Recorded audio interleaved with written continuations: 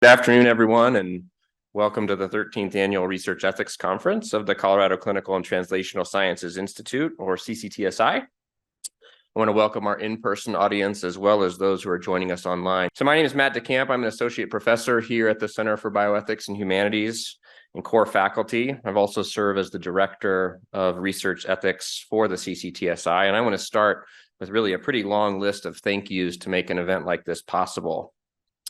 First to the CCTSI and its PIs, Drs. Ron Sokol and Janine Higgins, for supporting research ethics and this event. And second is to the planning committee and the research ethics committee that helped create today's event. That includes myself, Brian Jackson, David Badish, Gianna Morales, Terry Hernandez, and Curtis Coughlin, as well as the now retired Jackie Glover, whom we all miss.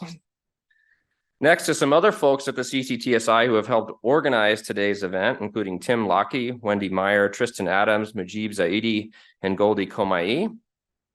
And last but not least, several people here at our center, including David Weil, who makes the technology here possible. Thank you, David. You see David over here. Definitely a lot of work to help make today's event work, and appreciate that help, as well as Malia Himber, who helped so much with our publicity. Malia's over there too. So now on to the topic at hand. This year's conference is focusing on research integrity. And in my opinion, this topic seems important today, perhaps now more than ever. News headlines within the past year have highlighted research misconduct at major institutions. The pressures on junior and senior researchers alike to get published and to get funded are only growing, with the mean age to first R01 increasing over time, placing pressure on researchers. COVID-19 and remote work environments raise new questions about how to create a culture of research excellence, one that does more than make research misconduct less likely, and instead that promotes research excellence for all.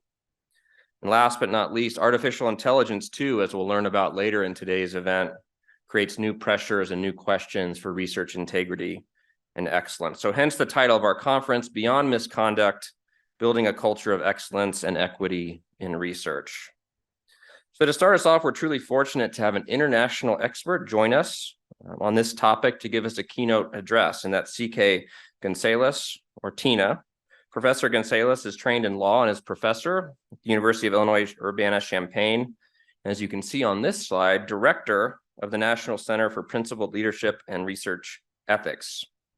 Gunsalus is an international expert on matters of research integrity and co-developer of the Survey of Organizational Research Climate, or SOURCE, which is the only validated instrument for assessing research climate in organizations, something that those of us who do empirical bioethics research are quite interested in. Among many other accolades, she's chaired the American Association for the Advancement of Science Committee on Scientific Freedom and Responsibility, among many others. And while I could go on, Professor Gunsalus, let me turn the floor over to you. Everyone, please join me in welcoming CK Gunsalus. It's a pleasure to be here. I'm going to talk to you about two conflicting ideas. I want to talk to you about research environments. I want to talk to you about environments and the effect that the environments have on us, while asking you to hold in your thoughts that we are all always each individually responsible for our own actions.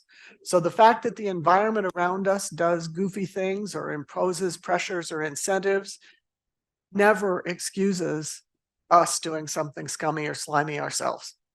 So I want to talk about environments, and I want to talk about our roles in the environments.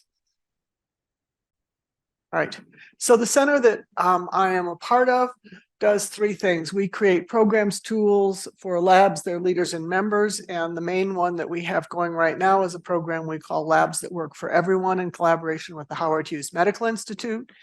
I have given Lisa and Matt and their colleagues some information about that program, in particular some of the media resources behind it that we sometimes use for catalyzing discussion. We do leadership development programs and tools, including the academic unit diagnostic tool. And as Matt mentioned, we do the Survey of Organizational Research Integrity, and also a new survey that looks at psychological safety in working environments. So we provide benchmarking information about organizations. So I'd really like to start with you, and this is an interactive thing, which is that I'd like to ask you, when you think about the integrity of science, what are the core values that come to mind? So take a moment and write down 2 core values, maybe 3, and then talk to the person next to you and see what your combined list looks like. Because then I'm going to ask you to sing out and share in the chat, and whoever's monitoring the chat might share with us what's in the chat. What are the core values for the integrity of science?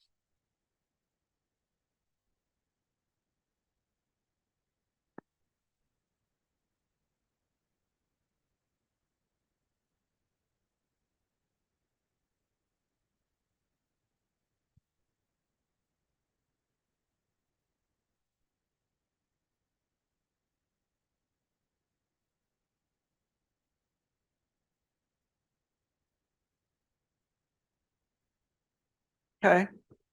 What kind of ideas are you coming up with? What are the core values underlying the integrity of science? Honesty, transparency,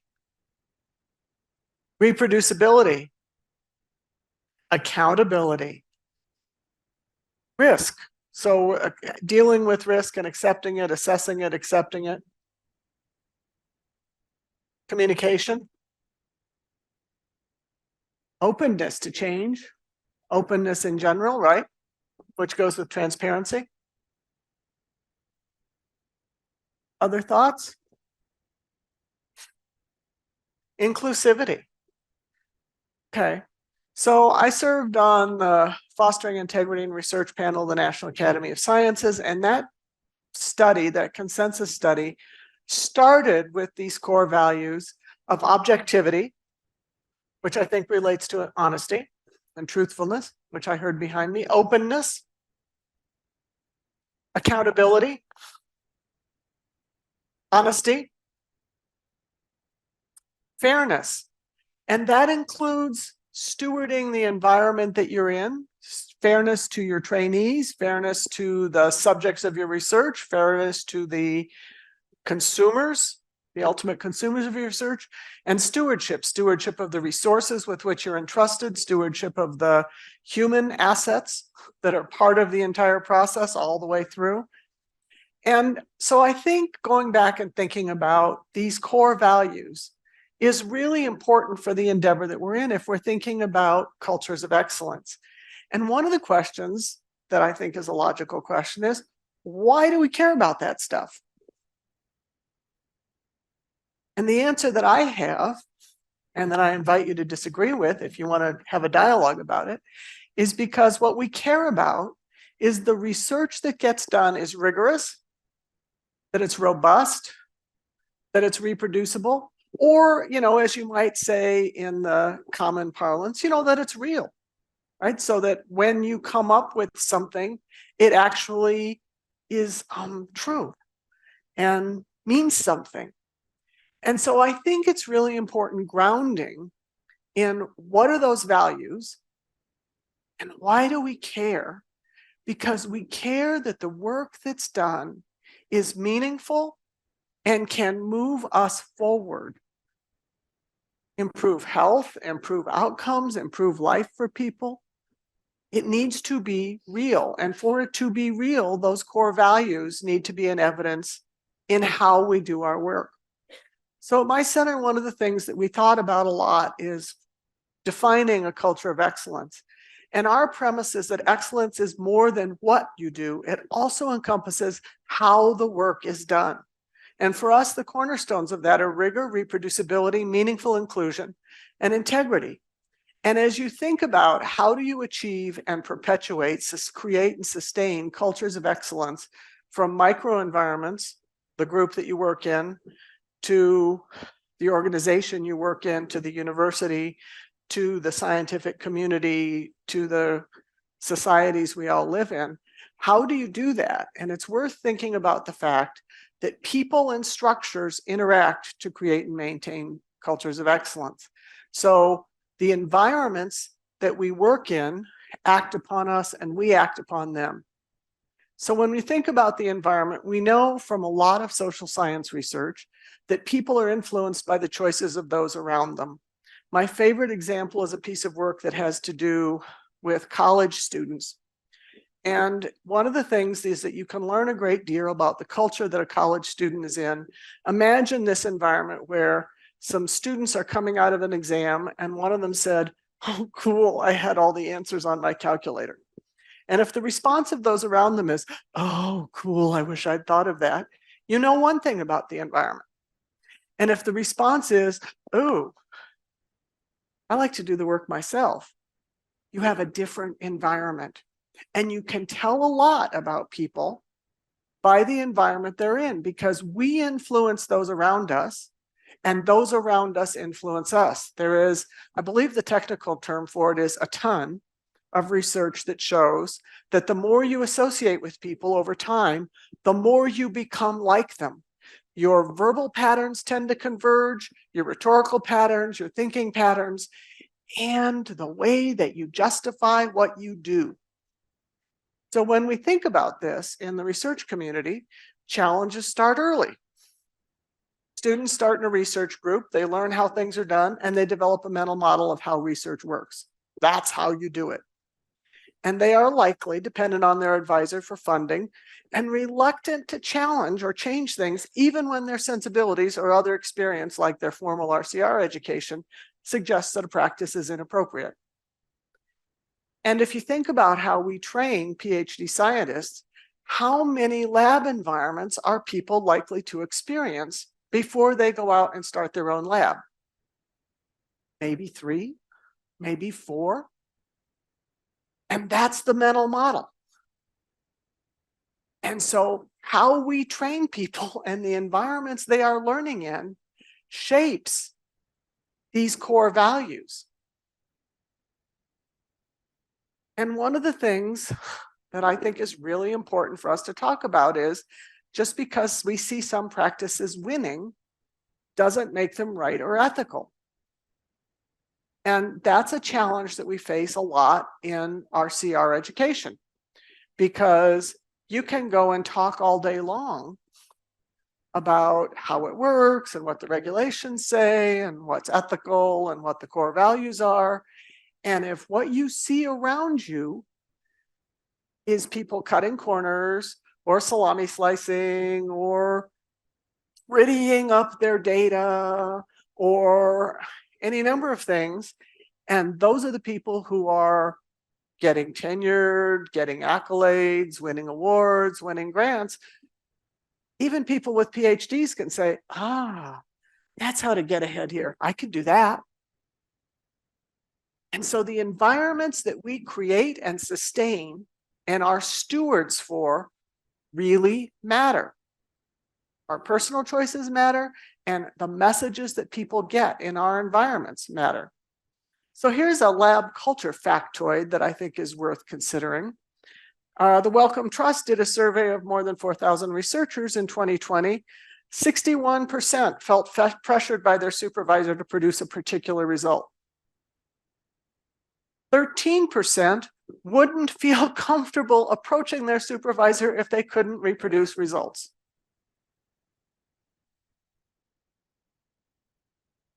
What does that tell you about lab environments and research group cultures if what we care about fundamentally is that the research is real and the integrity of the environments, and at a university, hello, the integrity of the education and training we are providing, which is our responsibility, because research teams reproduce themselves propagating cultures. Because if you've only seen 2 or 3 or 4 research cultures, how do you know to do differently when you are now the king of the lab?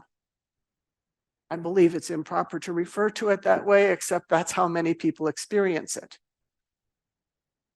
So when you think about it, cultures of excellence that feature ethical professional conduct require attention to everyday behaviors and interactions, as well as learning about the responsible conduct of research. How do we treat each other here? How do we talk to each other here? What do we do when we have a disagreement? How do we solve problems together? I mean, one of the things in our group that we talk about a lot is, how do we disagree with each other? So if I have a problem with your conduct, How would you like me to tell you about that? When you have a problem with my conduct, here's how I'd like you to approach me. We have these discussions twice a year in our group. It's based on an article by a management guru called Drucker. It's called Managing Oneself. It has a whole bunch of stuff about managing yourself and learning how you learn. And he talks about this contributions exercise, and we do it twice a year. So each one of us talks about, how do I learn? What do I bring to the table here? My job is I bring in the money, right? And when we have a disagreement,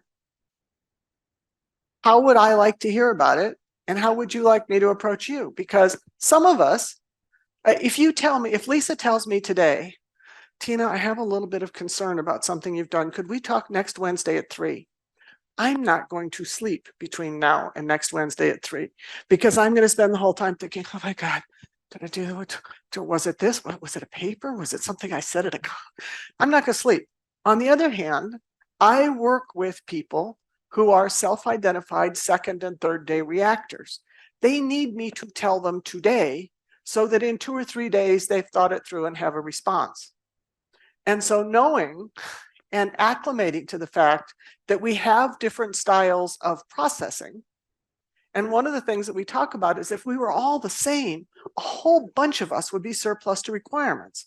It's the fact that we're different that makes us powerful and gives us synergy as a group, and that we see things differently and have different environments and different ideas. So these everyday interactions really matter. And in our environments, we send a lot of mixed messages about what really matters. So there's a lot of writing right now about the hyper competition, and there's a lot of irresponsibility that's rewarded. Counting papers, H factors. RCR is an extremely low priority, and its status and funding are very low in our environments. Responsible research training is too compliance focused, poorly timed, often ineffective. If you want, I could talk about this for the next 3 hours. And we don't tend the cultures in our units. When there's a dysfunctional unit, we just think, oh, what do I do? And we're deer in the headlights. And in fact, I do a lot of work with dysfunctional units, and there are known and successful ways to deal with them. It just takes a commitment and doing it and using the techniques that are known. Because too many of the environments in which we and our trainees work send mixed messages. Oh yes, we want rigor, but could you get it really fast and make sure this is the answer you get? We're trying to prove that, as opposed to we are exploring whether, is a profoundly different framing of what a lab is doing or what a research group. Prizing research results over rigor. There are a lot of bad examples out there, folks. The mentoring is quite uneven. There are abuses of power, irresponsibility I talked about. Problem-solving resources are lacking, and you see retaliation for people who, or fear that they will be retaliated against if they raise a real issue. And maybe it's not always a real issue. One of the things is that, excuse me, I come from law. There's a famous saying from a Supreme Court justice that sunshine is the best disinfectant. When you raise an issue and look into it, very often it turns out there is not a problem, there was a miscommunication, because as it happens, mind reading is a very imperfect form of communication. And so if I look at something you do and I assume that I know what you did, as opposed to saying, I'm really confused by this, could you help me understand? And then it turns out you had a perfectly good reason for what you did and how you did it. Didn't even occur to me. And if I hadn't asked, I could think, oh my goodness, he is such a scumbucket. Right? So a lot of what goes wrong is about power and how we treat those around us. And things go right when you have skills to respond if you see something going on that affects you. So we affect our environments affect us. In the work that we do, we go through and think about how do things go right. And these you will see are start with managing ourselves and learning skills for ourselves. It starts with being able to know and articulate your values. Why are you doing what you're doing? What are your career goals? Why do you care about this career? Where is it taking you?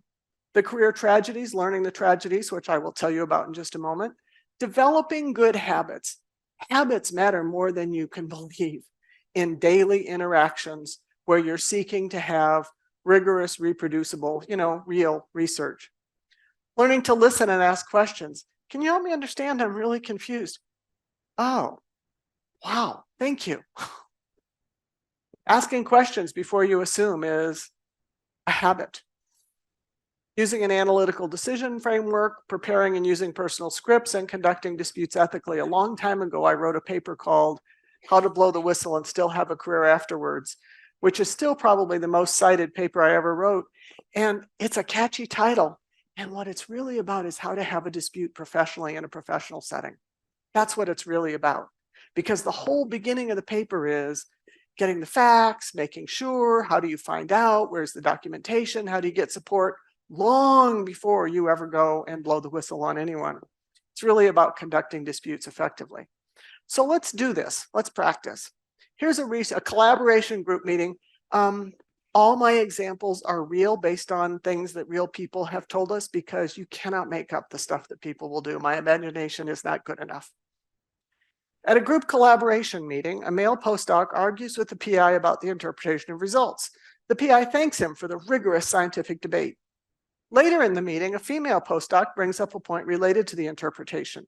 The PI responds, "That snarky attitude must be PMS." What do you do or say? Take a second, talk with your neighbor.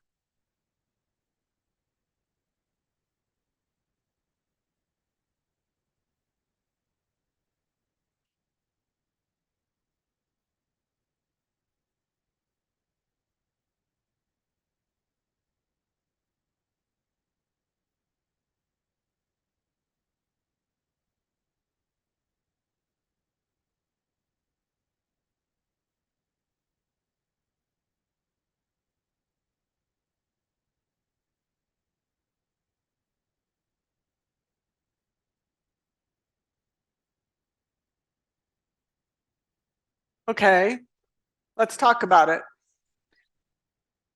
Note that what you do or say in this setting relies upon a set of things. One of them is your values. Did this even bother you? Did you notice it? How do you feel about this form of discourse? Another thing has to do with your role and the power in the situation. What happens if you challenge this PI who's known to be, let's say, volatile? Passionate, I believe, is a euphemism for volatile at times. If it's a man, yes. Okay, so what are you going to do or say here? Anybody going to do something?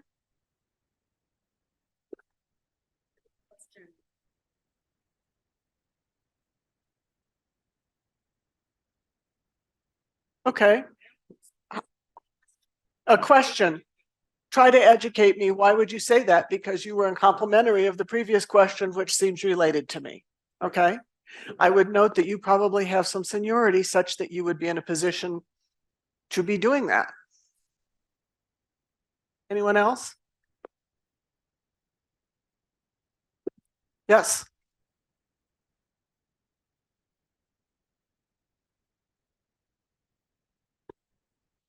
Okay, so you would openly support the female postdoc by saying, "Oh, that's a really great question. I'm interested too." Okay, what if the comment had been less blatant? For example, "When you've worked with this team a little bit longer, you'll understand better what we're trying to do." Okay, please. I would say why don't we take the time to explain what we do here?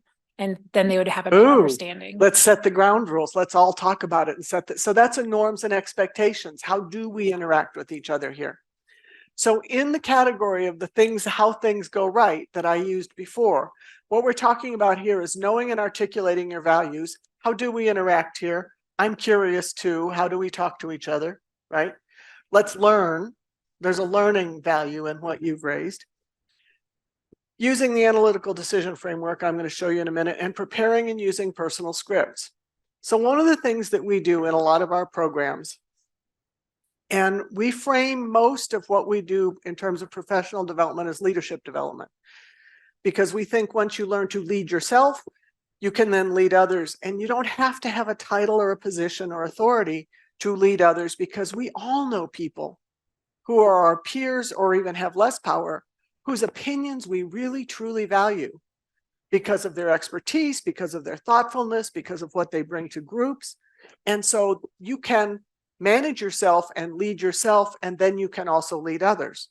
So we try to build this habit in complex situations of thinking about what are the issues. And the one that we just talked about, there's issues of power, there's issues of learning, there's issues of how do we treat each other here, the norms and expectations, what policies or rules apply.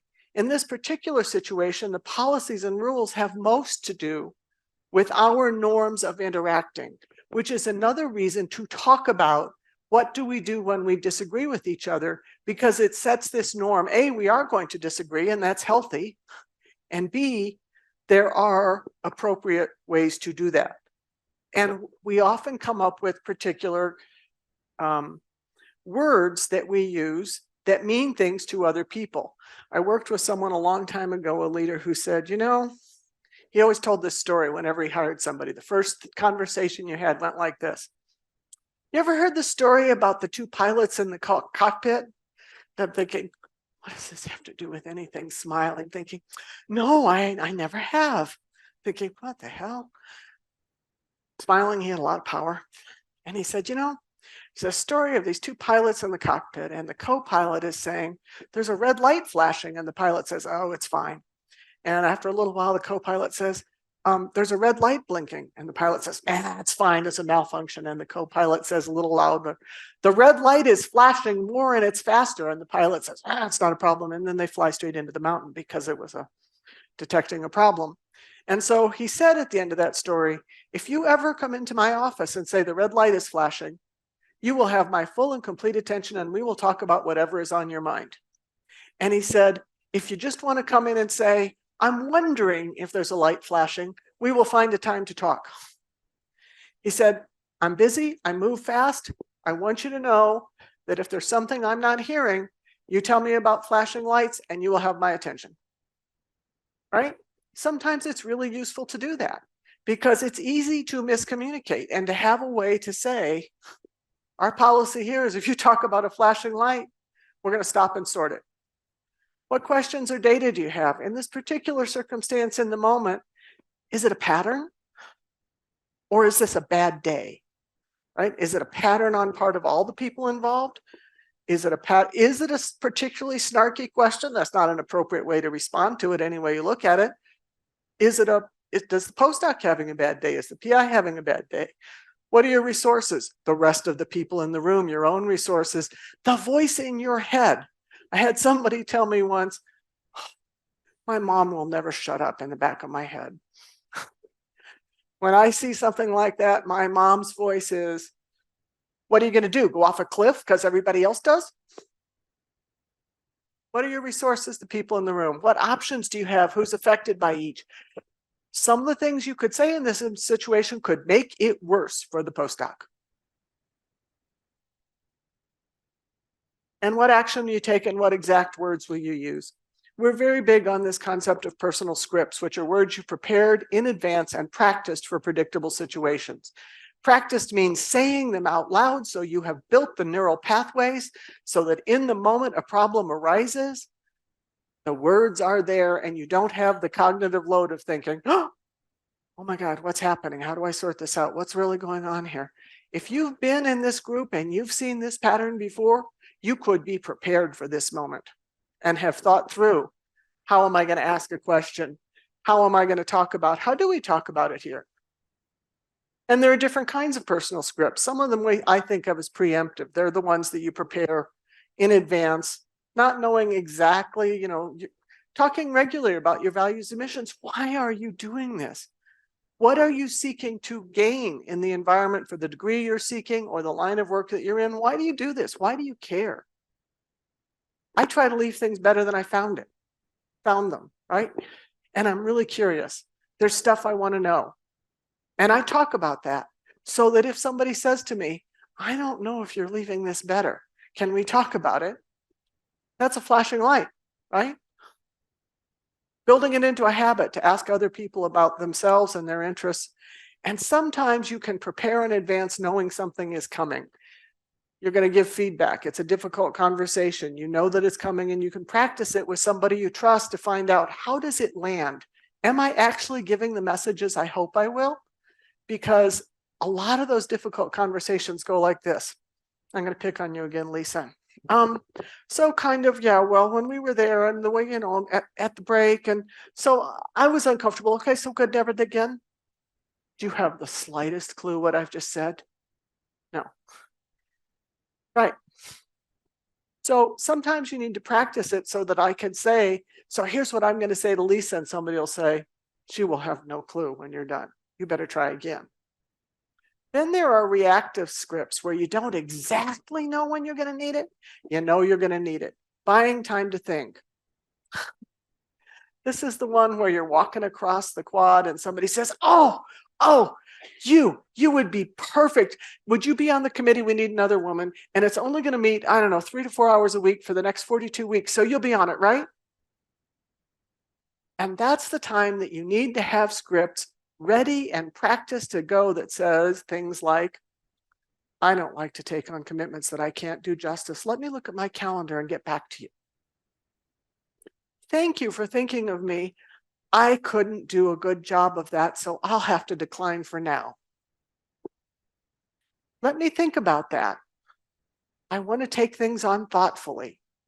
You got to have words to buy time to think when you need them. Calling a positive discussion that's getting heated or off the rails. You know what? You and I have worked together a long time. You care about this. I care about this. We like each better than this. Let's take a break, go get a cup of coffee, come back, think about it again. Turning the tables to others and asking for solutions. This is my favorite teaching thing of all time. Somebody asked me a question of which I have never given a millisecond of consideration to say, wow, that's a great question. What does everybody else think? Aside from buying time, you often learn astonishing things and learn things. Noting positives. We get criticized a lot in our environment because for reasons I don't fully understand, there's a misbelief that the more critical you are is somehow a marker of intelligence. These are in fact not correlated. So because we're so criticized so often, the more that you note positives, the more likely you are to be heard when you do want to talk about something difficult. And having words to agree to disagree. You know, we've talked about this a lot. I understand and respect where you're coming from. And in my role and with my responsibilities, I'm just not there. I thank you for talking about it with me. My decision is final. So let's talk about this meeting dilemma, because we've talked about some of these scripts. If you're senior enough, those both sounded like rigorous scientific debate to me, and I'd be interested in exploring the question. Great answer. What's the difference between Selena's point and the earlier question raised by Lucas? You got to be senior enough to do that. And if you are, it's powerful. Whoa, Bob, I'm not very comfortable labeling questions that way. You do that without any heat? That's also pretty powerful in the moment. This is related to the norms. I thought our rule was all questions are good questions in these meetings. Did I miss something? Told you there were good expressions. Sitting behind me, and we talked about this earlier. So what if somebody says this to you and you're the postdoc? What are you going to say? There aren't many options here, right? Not if you want to keep on being there. Wow, okay.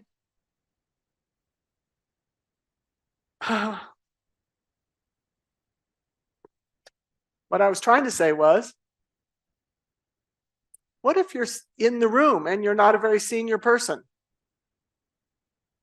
Just rephrase the question, ignore the rest, and tell Selena afterwards what you were trying to do is you really wanted to hear the answer and you were trying to move the focus. Maybe I'm missing something. What is our approach to that one? Which is something that somebody suggested, this rephrasing, right? So let's try a different one.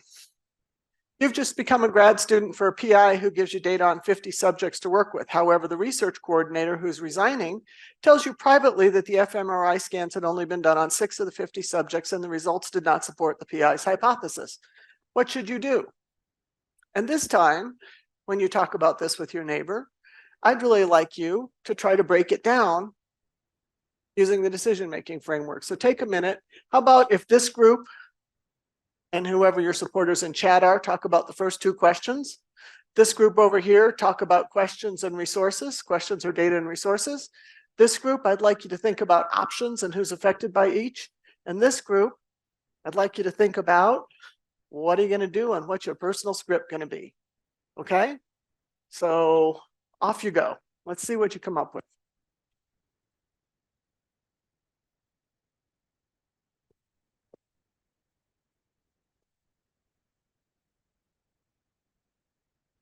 And the chat people can participate in any of those that they want to talk about.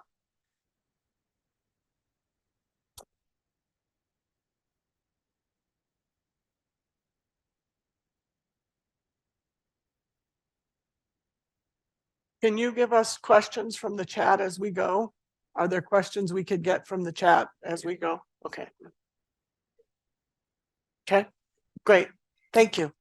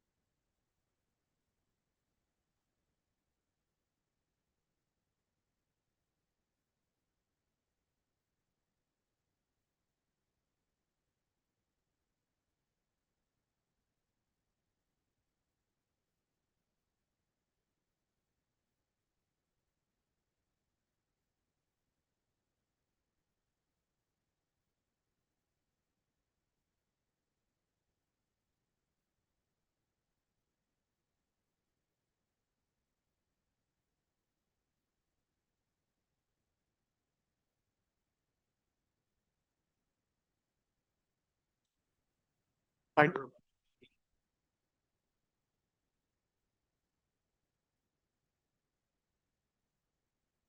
Okay, 30 seconds and let's come back together.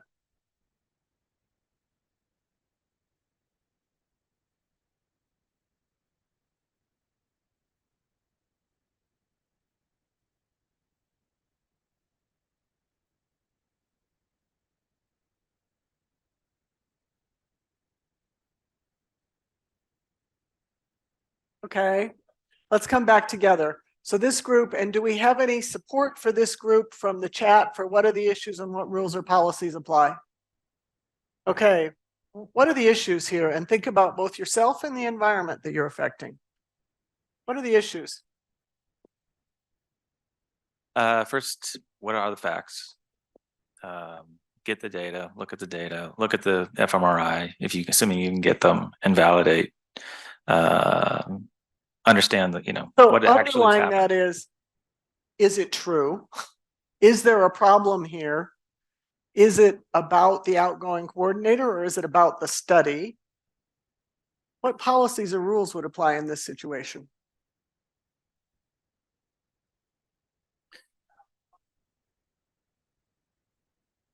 About publishing all your data. Norms about data? Research integrity, rules about falsification, fabrication of data, prohibitions of that. Okay. There's human subject protection rules, right? There ought to be medical records issues involved here if they're getting fMRIs. There ought to be, right? There's questions. Do we have information from the chat, people who participated in those 2 questions? So Zoe in the chat says that maybe one thing to say would be, there seems to be some missing information on the data. Where should I look to find the documented methods? Or perhaps I see that there is some missing data. How can I help accomplish our goals / aims for the study? Okay, perfect segue to this group in terms of questions you want to ask is, how do we keep the data here? Are there missing questions? How can I find them? Who's got a question you would ask? Data you would seek? or resources you would use?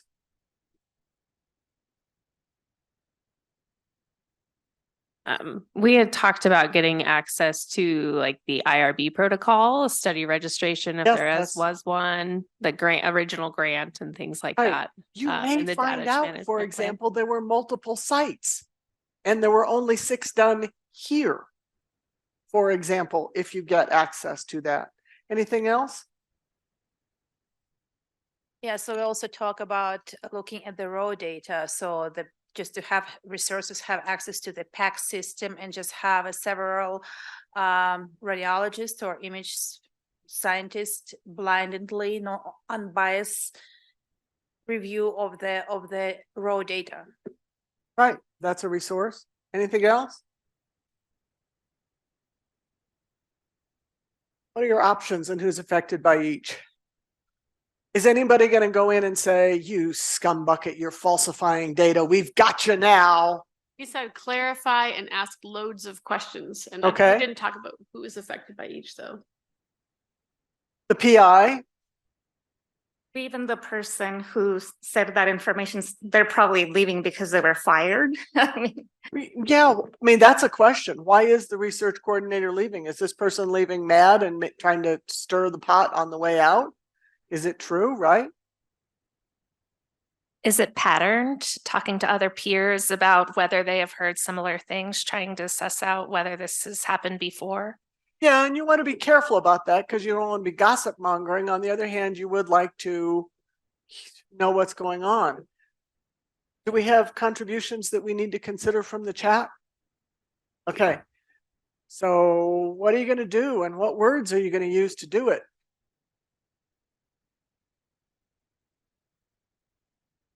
We were talking about coming at it from a place of curiosity and asking questions to establish if there is unethical behavior or not happening by talking directly with the PI and being like, it looks like there's data missing.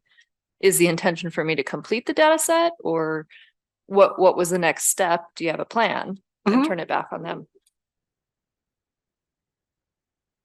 So we wondered whether this is really missing data or a misinterpretation by the coordinator. Again, like you said, it could be multiple sites.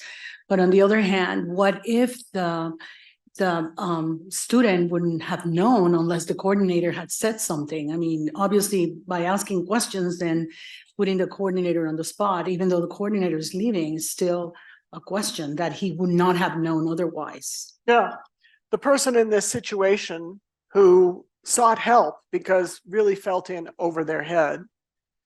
One of the things that we came up with was that they went and said, I'd really like to do a great job of data management. Can you tell me where all the data are so I can put together a really great, I know that the lab has a data management plan. I'd really like to make sure that this is corresponding. I don't seem to have all the records. Can you help me find where they all are? Because I'd like to make sure that we are really rigorous. And I know you care about that too. Right?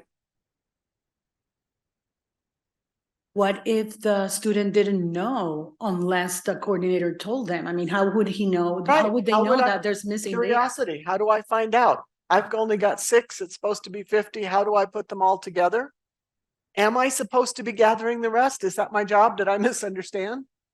Right? In this particular case, there probably was a pretty serious problem.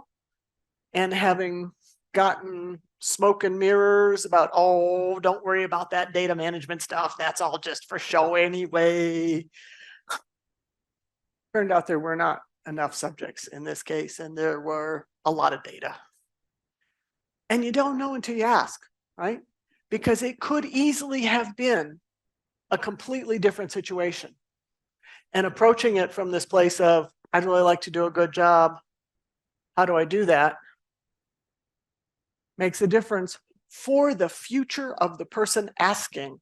Because if you go in assuming that this is a scumbucket, you're likely to lose your job and your reputation. If you go in curiosity and striving to do a good job, you build the data and the resources along the way to be in a situation actually to make a difference. Another of the tools that we talk a lot about is understanding the career tragedies in terms of managing yourself. Because in the kinds of work we do, all right, in terms of being human, there are always temptations, right? Just a little bite. It's only one cookie. It's broken anyway. I'm standing up, so the calories probably won't count. It's not very much. I'll put it back later. It's only 2 data points. And then rationalization. And you all know how this feels when you're rationalizing something you want to do. It is always possible to rationalize any scummy thing you want to do. And learning to recognize what it feels like when you're rationalizing, oh yeah, everybody does it. Everybody will understand. That's how you get ahead here anyway. You know what it feels like. Ambition. Well, if I had the data, if I make the data that the PI wants, that's going to be good for all of us. Not very much that I'm changing. Group and authority pressure. Now we're back to how the environment around you affects you and how you affect the environment.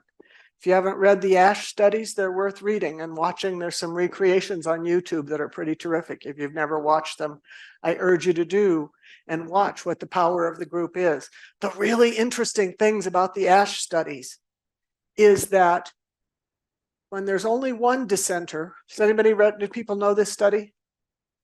There's a group of Confederates, there's line matching, and you go through and you say, which line is bigger? And the first time through, the research subject says, well, B is clearly the tallest, and everybody else says C, which is, to your eyes, on the face of it, not true. By the second or third time through, the research subject, if he goes third or fourth in the group, will say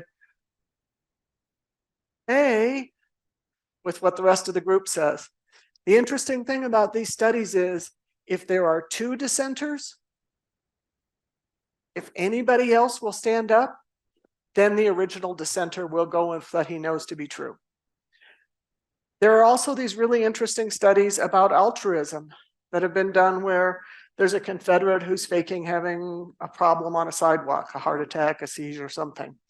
And the more people who walk by, the more people just walk by. One person stopping to offer assistance will elicit others stopping to offer assistance. And so in groups, the group affects you and you affect the group. Entitlement. I work so hard. I've done so much. I'm so close to my degree, whatever it takes to get out of here. You're not entitled ever. Deception of yourself and others. If you say something with the intent to mislead someone else, that's a clue that it is a lie. Incrementalism. Incrementalism gets more people into trouble in my line of business than anything else. Incrementalism is where you're standing right on the line and you know it's on the line. And you rationalize it. And you rationalize it because we all think of ourselves as good people. I walk my dogs every day. I pick up trash while I walk the dogs. I give to charity. I am a good person, which means that it's easier to take a little step over the line the next time. And then I go through this whole rationalization again, which is called normalizing deviance, which was coined by the Vaughns writing about the Challenger disaster. Because every time the Challenger didn't blow up, they changed the parameters for the temperature that was permissible. And every time you normalize the deviance, and every time it makes it easier to take the next little step. And the more little steps you take, you get to a place that you would never have done in one big step. So incrementalism really matters. Embarrassment. The 2 most important things to know how to say for research integrity is, I made a mistake and I don't know. I'd be happy to find out. And the embarrassment of not being willing to say I screwed up or I don't know get a lot of people into trouble. And being able to say, I probably should know and I don't, I'm embarrassed, let me go find out, saves a lot of trouble. And then there are stupid systems, and we all work in profoundly stupid systems all the time. And we have to make decisions, ethical decisions, over and over and over and over about whether we're going to work the system or take a stand. And you can't take a stand on everything. And the systems are stupid. I was once teaching an ethics class, an 8 a.m. required ethics class. And between the time that we hired the section leaders because there was a main lecture and then 1,000 and million sections. And the time that they started work in the fall, the university changed its enterprise payroll system. So we had hired the students based on a stipend for the work, and by now they were going to be paid by the hour. So the business manager at the start of the semester brought me a stack of pre-filled time cards saying, I took the stipend, I divided it by the number of hours in the semester, filled that out for every student. So every pay period, get the student to sign these, get you to sign them, and they'll get paid the right amount. And I said, you do know it's an ethics class, right? And you do know I'm a lawyer.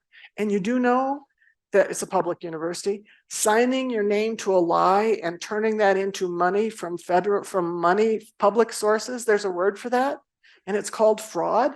Oh, no, Tina, he said. This isn't fraud. This is a workaround. And I said, let me be clear.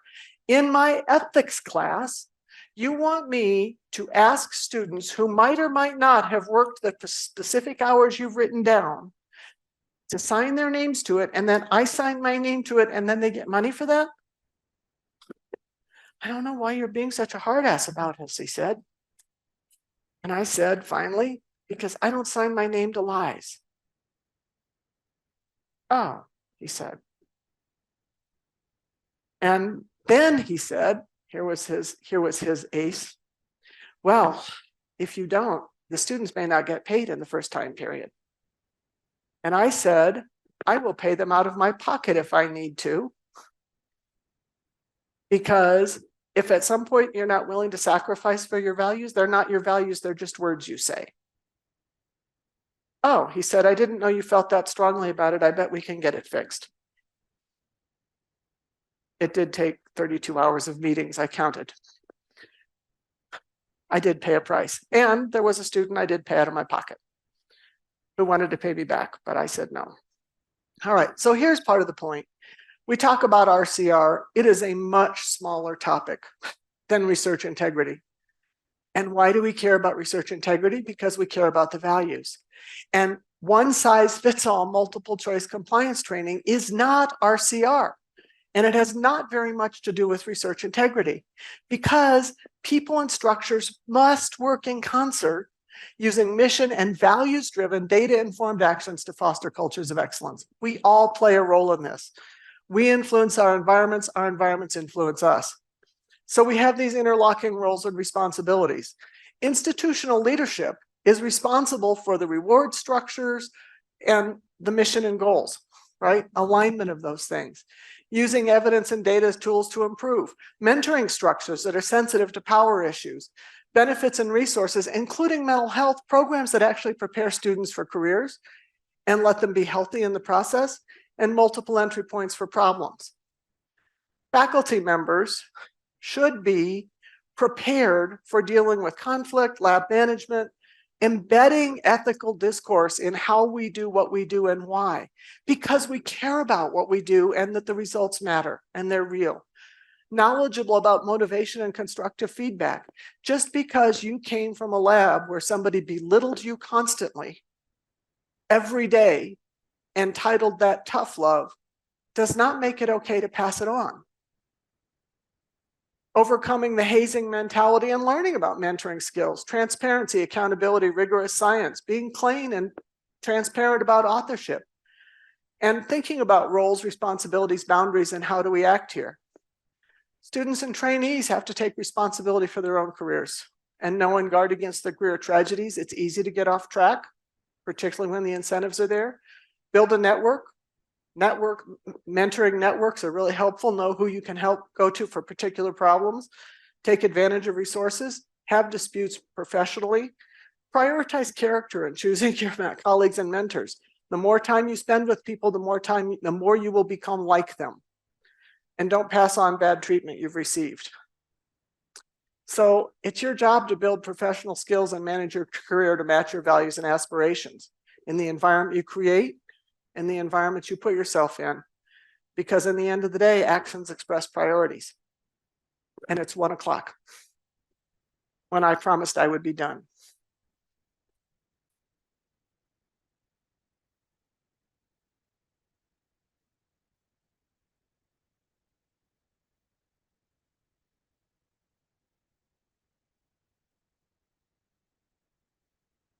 Maybe not. Okay, we're on now. So we do have time, about 10 minutes or so for Q&A, both from the chat. Please feel free to chat in questions. In the room, just a reminder to press and hold the button so that we can make sure it gets transmitted over the Zoom. And then maybe just to start with a question that I hinted at the beginning, which is there any way you see some of the norms or your way of thinking about research culture and excellence? Is there any way it's changed post-COVID with remote work and hybrid work? Do you think about things being more or less challenging? Any thoughts on that? I think it's different. And I think, Lisa and I were talking about this earlier.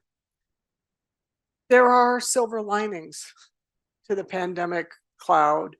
And I think there has been a lot of really rapid change in institutions and rules and how do we do things and can you do your work remotely or not? And do we all have to live in the same place to be able to work together? And institutions don't like change, and the change that would have otherwise taken decades happened from one Tuesday to the next morning, basically, for a lot of us. And I think that there's a lot of good out of that, particularly if we learn to give each other grace from it. And I think there's a lot of things that we're seeing the reverberations from because organizations are not good at human beings are not good at rapid change. I think the challenges actually lie other places than from COVID. I think they're, I think generative AI will have much more effect on us long-term than the pandemic. Although if we learn to be more graceful with each other because of it and are a little bit more sensitive to people's risk assessments. I got in a cab not long ago and somebody said, "Oh, you're in Vermont, you don't need a mask." And I said, "Well, you know, that's my personal risk assessment." He said, "Oh, I didn't think of it that way." Questions here in the room? No questions. I answered every question there could possibly be. You look like you have a question. I thought that was a great talk, so thank you. First and foremost, I'm John Heldens. I'm the director of the IRB here, and so a lot of what you said resonates with me. But personally, I think I've thought a lot about habits and just how powerful and simple they are on the simplest things, like just remembering to thank people, praise people, appreciate people. And the other thing that happens is it grows, and other people take on those habits themselves, and it works and it's visible. You're influencing the environment around you. Lisa. Oh. With regard to the question or the question you posed to the room about the sexist comment, when does Title IX come in this scenario? When do you start tracking, documenting, and reporting as part of the daily practices of being let's say a female member in a lab or a person? I have an all-purpose answer for all of these questions, and you might want to write it down. Are you ready? It depends. I would want to know first, is this really one bad day, or is it part of a pattern? And if it's part of a pattern, then you start documenting the pattern, and when you have a pattern and enough instances, then you go. And in a perfect universe, you activate the people of goodwill in the environment, because there are always people of goodwill who sometimes just don't know what to do. And in the ideal universe, they have the same or more power than the person whose conduct concerns you. And they're the ones carrying the complaint, because that is the single most effective way to get an institution to behave appropriately. Is this a person of equal or greater power than the person whose conduct is at question is actually the one bringing the complaint? That help? Lisa. Yeah, I was really struck by your comment that the environment that you work in is actually pretty small. You know, when you're starting out in your career, maybe you work with 2 or 3 groups, and then you're on your own. And it made me once again actually thank the wonderful people I was trained with. But you know, nowadays we are working in an environment where I work with a lot of like big team science people. You know, they're all over the world, and you know, like Matt said, a lot of us work remotely. We've never met, and so, you know, how does that dynamic fit in? Because I feel I approach it with a big sense of trust, basically. You know, I don't really know these folks, but yeah, I trust them, and we're just gonna plunge ahead. Now we go back to habits, right? So now we go back to habits of, are we all clear about what our contributions are? Do we talk about that? When you put your name on something, are you clear what your part is and what part you're getting from somebody else and trusting them? So now we're back to habits about, and some of it is setting norms and expectations at the beginning of a collaboration. And those aren't written in stone. When you start, the world changes and then it moves on, and then you may need to go back. And having a mechanism for having those conversations, that's why we do our contributions exercise twice a year. And we have every single member of our group presents an individual development plan once a year or twice a year, I forget. Because the more you know about where someone's coming from, the more you can build that trust. And we work with some pretty big names, and we take what they do on trust, and then we are hyper transparent about who does what. And I don't see any other way to do that with people I've never met except by reputation or over Zoom. And so, and you develop the habit of fairly thick skin for saying, I'd really like to talk about who did what on this, or where the data come from, or who collected the data, or where they are, or who's responsible for depositing the data set. You got to be willing to ask those questions. There was a really sad essay or set of quotes in the New York Times. Remember when there was that big blow up about the psychology study about gay marriage, and the senior professor said, well, I didn't want to ask him about his data. Now this guy's name was on every single paper. And Drummond Rennie and I wrote a paper in which we said, if you're not willing to ask your collaborator where the data or the funding came from, you're not doing science. And so at some level, it's that personal values and integrity issue about, what are we doing here and why am I doing this? And developing the skills, because they're skills that grow through practice, to have those conversations and be willing to broach those topics. And nobody is born knowing how to do that stuff. You have to be willing to go out and say, I want to learn how to do that and get the skills, which is why we do this leadership development for labs and lab members, to be able to learn what the skills are and how things go right. Because you got to learn. I mean, nobody's born knowing how to be a scientist, and we take undergrads and have sort of by osmosis. They go to sleep one night having been consumers of knowledge, and they wake up the next day and now they're creators of knowledge and magic. It's appeared because the Sandman came and sprinkled how to do it right. It's goofy. Just as a quick check, are there any questions in the chat? Yeah, we have a couple questions in the chat. And so Mario asks, is there any evidence on the effectiveness of trainings or interventions aimed at leadership, such as interventions for organizational climate and culture in academia? Some, not a ton. We've been building benchmarking databases about organizational research integrity and the psychological safety elements. We just finished a pilot with 250 participants. It's not a huge N, for before and after with doing our leadership development curriculum.